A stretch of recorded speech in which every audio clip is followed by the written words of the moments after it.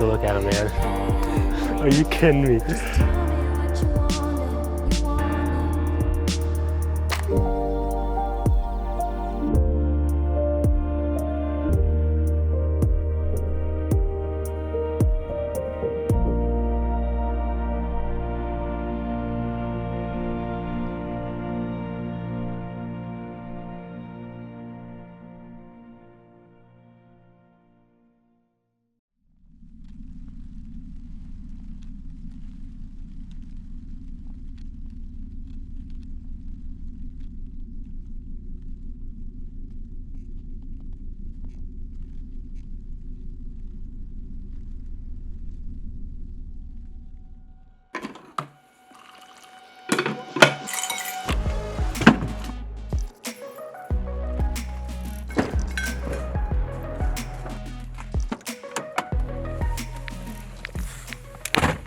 Alrighty, it's March 5th and we've got our friend Shawn Luchtel down here at the Kansas 80. We have not had a hardcore bow hunter to the 80 yet, other than me and Tom basically. We had Spencer, who does a lot of rifle, does a lot of bow. This last year kind of gave us his 2 cents, but we've got our buddy Shawn here who, I mean, you've been bow hunting whitetails for a long time. Yeah, gosh, I don't even know. I don't have probably 24, 25 years close to now. Yeah. Maybe not quite that long, but a little over 20. Yeah, so over our lifetime basically. So it's gonna be awesome. We're just gonna walk the property with him, get his 2 cents on management stuff, hunting private land. How many acres do you guys own privately? Close to 1,000. Yeah, right at 1,000 actually. 1,000, okay. So, yep. Yeah, so he has that knowledge, and I mean, you guys do timber work, you do fire work, you do all that food plot stuff. So that's kind of, we've got a lot of inspiration from the Kansas 80, from stuff they do with the burning and the timber work, things like that. So we're just gonna dive right in, get to it. Check it out. So on the way down here, my dad called me, and one thing that we talk about a lot is like Thomas and I are fully motivated on the hunting side of things. And we want this property, especially in the fall, just to be like untouched until unless we're hunting it. And like there's been some discussions with the parents and stuff, because like they bought the property. Like Thomas and I didn't buy the property, but like we hunt it for our business and whatnot. And it's just the debate on like, hey, we have families. Like how much do you think the shed impacts hunts, especially if there's people hanging out there? Like do you have a place that's close to your properties? Do you notice like the deer catching on to that, or do they care, or what would you say? That's a great question. Yeah. We run into the same thing at Yeah. our place. Yeah. My family comes up to our farm. They want to be outside doing stuff, riding around, making noise and whatnot. And if we're hunting, I'm the same way. I'm like, come on, you guys got to be quiet. Yeah. And I feel like it's just how the deer condition. So with you guys not living here, us not living at our farm, they're used to not having any noise, and they'll actually feed around in the yard like they will here, because nobody's usually there. But then once we show up and start making a bunch of noise, I even have cameras in the yard to where you can see where their movement actually changes. So they're conditioned to not having people there, it seems like. And so once you arrive, they kind of move out a little bit. Whereas it's different at my house where I live. They're walking through my yard all the time. I can see them out in the field from my deck. When I'm walking around the house, they'll look up at me, but they, for the most part, are used to me being there and don't see me as a threat. So if you're here making noise all the time, they'd get used to it. Yeah. But if you're in and out, Yeah. not here that often. Yeah. you're not Yeah, because I mean, we'd be in our tree stand, which I mean, it's a couple hundred yards, so it's not something we'd worry about too much with this thick timber. But we'd hear, I mean, our dad just working on stuff in the shed because it's still being built out, and we just give him crap like, oh, our field emptied out or something like that.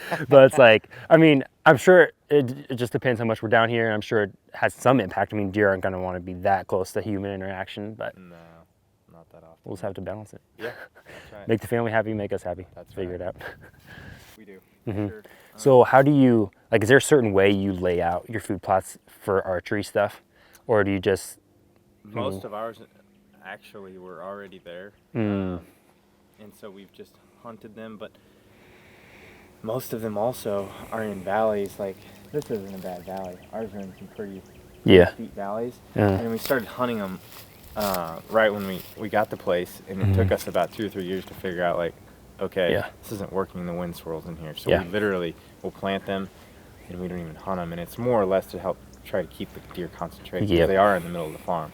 But yeah, like, if this one's obviously not bad in this I'm sure your guys' wind is pretty true down here still. But no, this looks good, because from a bow hunting standpoint, I like it. You don't have to travel that far to get to it. And that was another thing, like, some of those plots we have are right in the middle of the farm. It's like, wow, you're going all the way through the farm just to get to this plot, and you're spooking all these deer on the way there. Yeah, we're still trying to figure out, like, we didn't hunt this last year but there's good movement through it. We have a camera on it, just because it didn't come up that great. But the creek, you can kind of see it right here. It runs basically along this whole thing, so I think naturally they do want to travel in this area.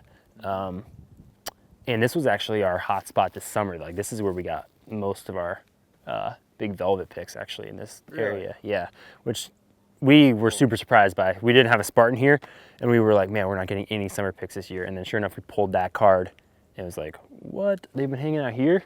So yeah, we're hoping to probably just remove some more timber and figure out a good stand with consistent wind. But again, it's still that hedge and honey locust, which is, there's a few walnuts in this area, but it's hard to get a tree.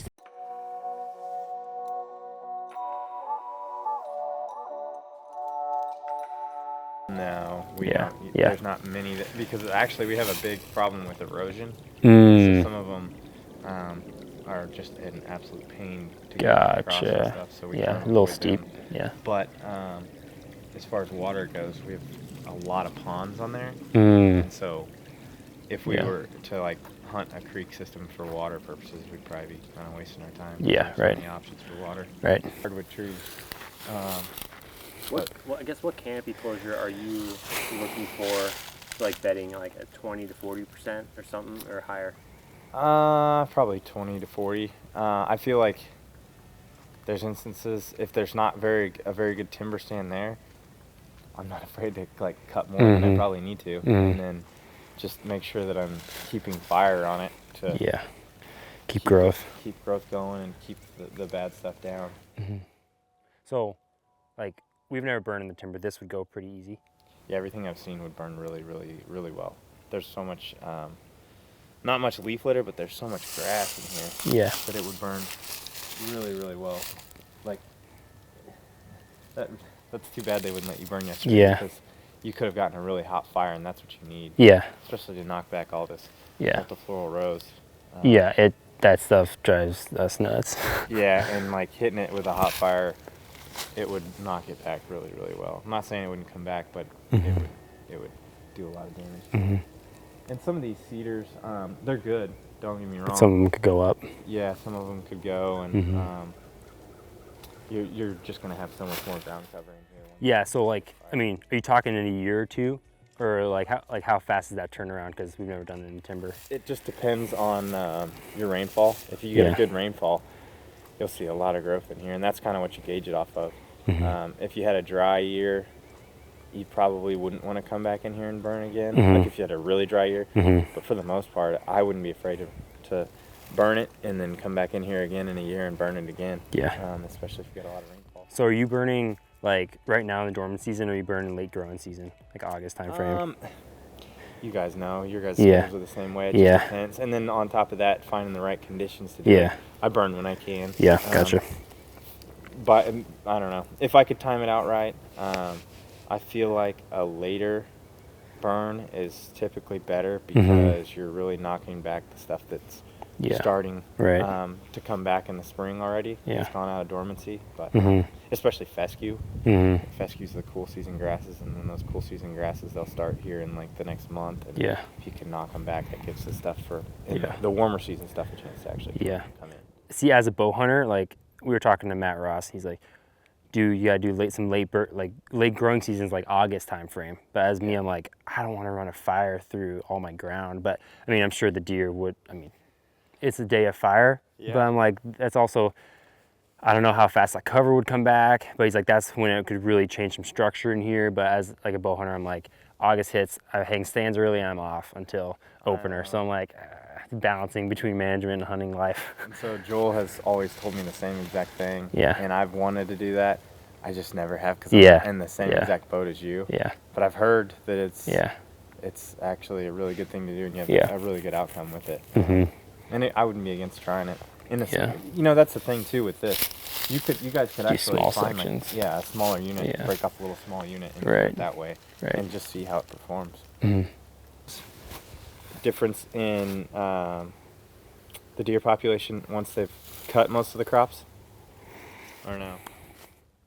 I don't know. I mean, I don't know if it's just deer hitting the timber more or what, but like you can count on it where like the second or third week in October, our pictures just, I don't know if it's just them coming to the timber or if it's the crops changing, but probably both. Yeah.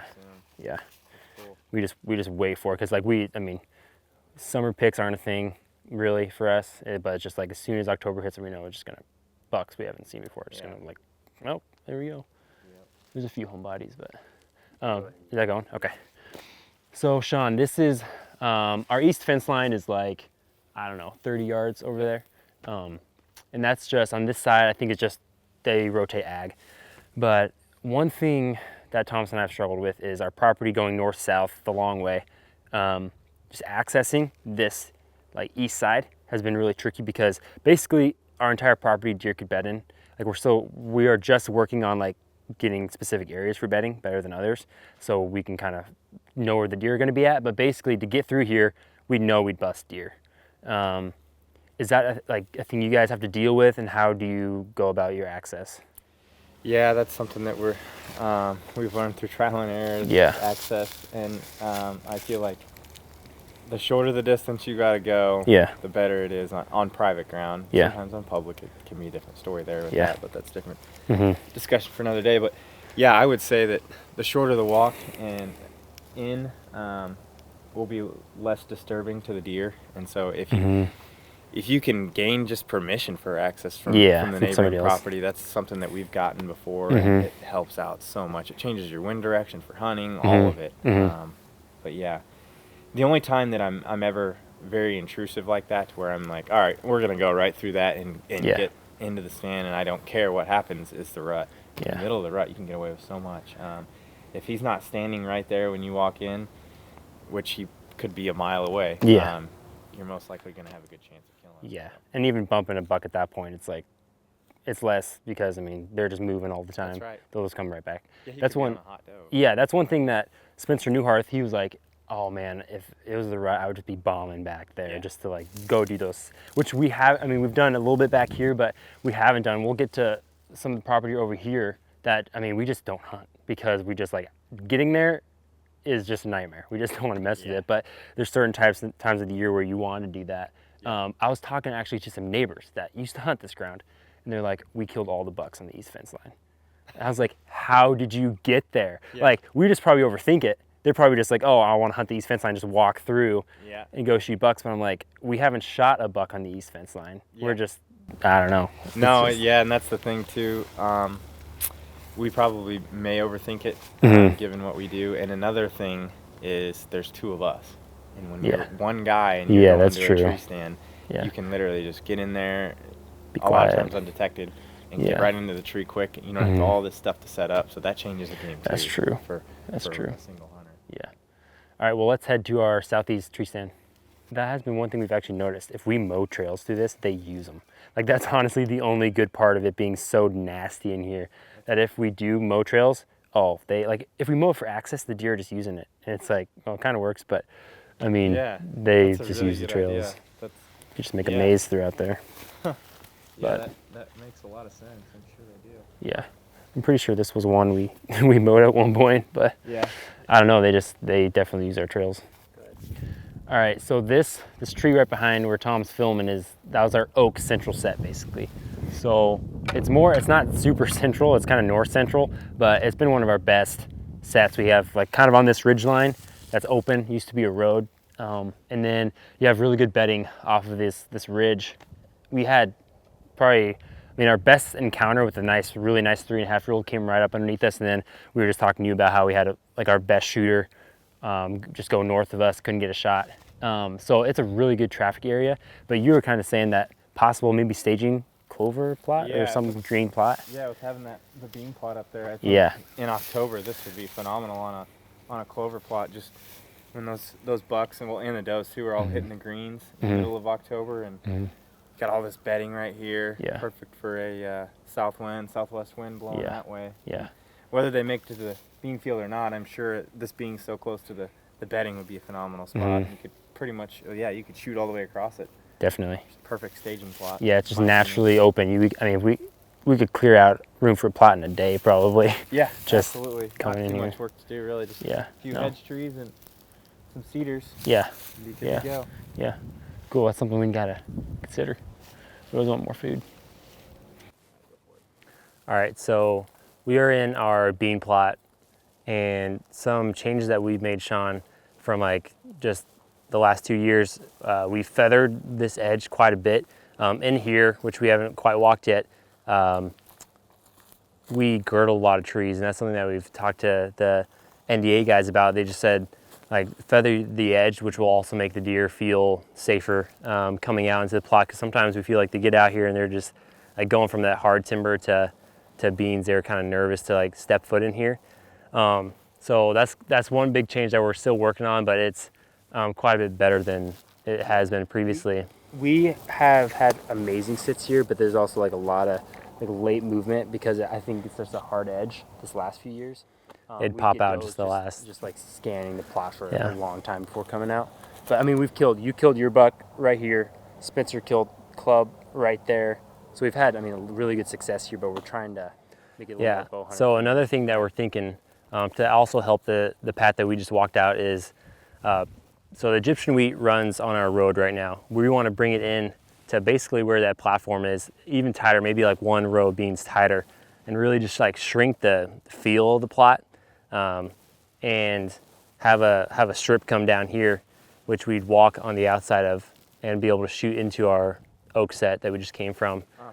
So kind of just close it off, like shrink it down to where we can basically shoot from end to end, basically, if something comes out. But we just want, because we'll walk down to our south part of this bean plot, and they use that so much more. Like, beans are absolutely just demolished there, and I think they just felt more safe because the Egyptian wheat kind of comes around and makes it feel like a smaller area. So, I mean, what do you think about, shrinking it down and stuff like that? Especially if the food is lasting long enough, that means, that you've got enough food in here to support the herd. So if you're shrinking it down, I think that, I think you'll be fine with that. And to agree with your point, I think with that hard edge coming out and seeing like this vast openness probably does make them a little more nervous, since they're not full on used to it right here. They're used to being in all that cover over there. So I think that's a great idea. A lot of it is trial and error too. So it'll be interesting to see how much that works. Yeah, we're not gonna like touch the south beans much. Actually, we are gonna just trial this north bean area, restructure the Egyptian wheat, and we are actually gonna leave, I think, a little bit more beans and less brassica this next year, just because we felt like the beans were just emptying a lot of areas earlier than we wanted them to be. But yeah, I think that's honestly going to help us quite a bit early season and make the deer feel comfortable. It may seem nitpicky, but Thomas and I love the small details that help us manage and hunt this property better. Whether it's food or cover, we want the animals to thrive on the 80. And really trying to have a good pinch, like right there, So we're just down a little bit from we call them like north beans, south beans. But yeah, that trail, I mean, a lot of mature bucks were using that trail. I guess they just felt more safe here in the south beans versus the north, and I guess that's why we're making the change with the north beans and trying to shrink it down a little bit. But we ran just a blind, right kind of where that Egyptian weed patch is out. Yep. Just the way the hill is structured, we do need to raise it somehow, so we might make a second platform, but we're not going to change this year. We were pretty happy with how it did last year, and kind of see how the north beans do with that transition and go from there. But it looks good. Yeah, we brush hog ours, and we'll brush hog like a little quarter-acre area, and I mean, it's like they just eat it up. Yeah, it's not like them coming to feed and eating. Yeah, they're coming to that it's far more natural to them, and they're not nervous about it. So I don't know. We've had great luck with it, but I get it too. So like early season, are you hunting over that corn and brush hogging it just before season opens, or is that basically? Yeah, all throughout the season. Yeah. I might do a little, like early season. I'll probably do a little bit less because your deer density isn't going to be as crazy. Yeah. Located on that. We won't less much on it, but late season we'll do a little bit bigger. But also like, I could see here too it being tough because like once you've gone through it all, like you have nothing left. Whereas beans are more of a gradual thing. Yeah. They continue to go back to. They don't. Well, here they haven't like eaten them down all the way. Yeah. I don't know. We've thought actually about like doing the north beans, south corn. Yeah. I don't know. Last 2 years ago, and then a little bit less this last year, but deer definitely funnel out. I think they bed down from there too and just funnel out and come out of this little road and continue on. We had stands. We had to work a lot in this hedge over there, but yeah. It's kind of cool, this shelf, like you're saying. Seems like a good little spot. Does that ever hold water right there? No. I mean, it'll get damp. Yeah, I guess. Yeah. I didn't know if maybe they were using it also for water Mm-hmm. purposes, but Turkeys also love hanging out here. yeah, it seems like it's something where they're kind of out of the wind. Yeah. Yep. Well, thank you, Shawn, for coming down. Yeah. It's just awesome having you down here to chat whitetails and management stuff. We just appreciate it. We're just absorbing as much as we can, and getting any advice just helps. Yeah. So hopefully we'll have a good year and keep you updated on things. You guys will have a great year, I'm sure. Looking forward to seeing where you guys take this. It's only going to get better. Yeah. Shawn, thank you very much for joining us on a walk through the 80. We got to work fast with a few changes on the property. Tune into episode 4 to see many ideas discussed in this video come to life. Okay, so behind me is our clover plot, the one that Shawn kind of gave us an idea for. It's going to be the staging plot off the beans.